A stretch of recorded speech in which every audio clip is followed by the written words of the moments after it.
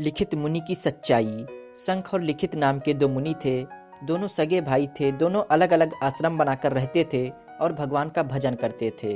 ये दोनों मुनि धर्मशास्त्र के बड़े भारी विद्वान थे। इन्होंने स्मृतियां बनाई हैं।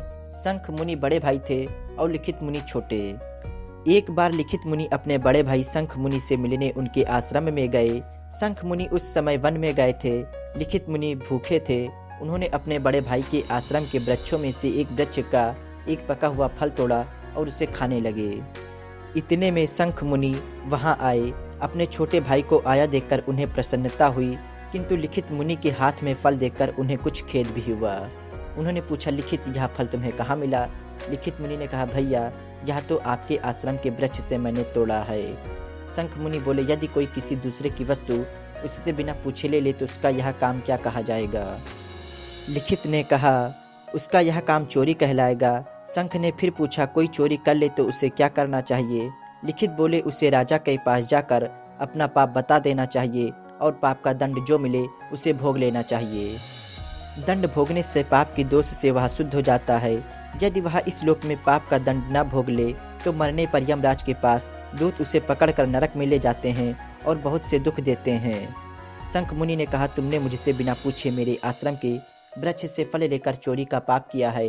अब तुम राजा के पास जाकर इस पाप का दंड ले लो और तब यहाँ आओ। लिखित मुनि वहां से चलकर राजा के पास पहुंचे।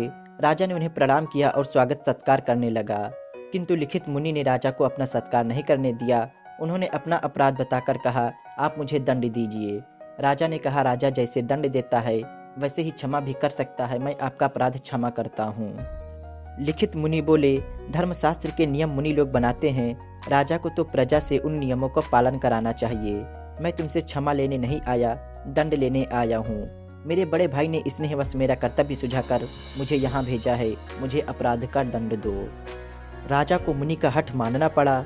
उन दिनों चोरी के अपराध का दंड था चोर के दोनों हाथ काट लेना।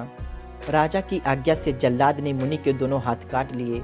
हाथ कट जाने से लिखित मुनि को कोई दुख नहीं हुआ। वे बड़ी प्रसन्नता से शंख मुनि के आश्रम पर लौट आए और बोले, भैया, मैं अपराध का दंड ले आया।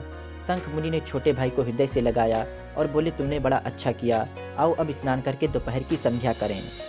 नदी के जल में स्नान करके जब तर्पण करने के लिए लिखित मुनि कटे हाथ आगे किए तो झट उनके हाथ पूरे निकल आए।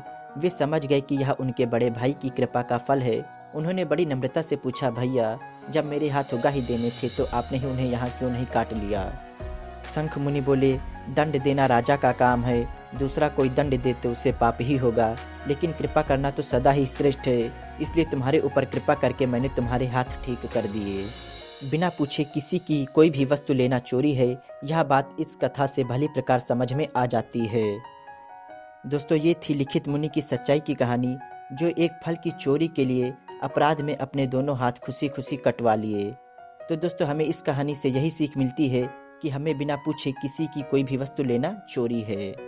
दोस्तों, उम्मीद करता हूँ ये कहानी आपको अच्छी लगी। दोस्तों, वीडियो अच्छी लगी हो तो वीडियो को लाइक करें और शेयर करें, और दोस्तों हमारे चैनल को सब्सक्राइब करें और बेल आइकन जरूर दबाएं। Thank you. जय हिंद, जय भारत।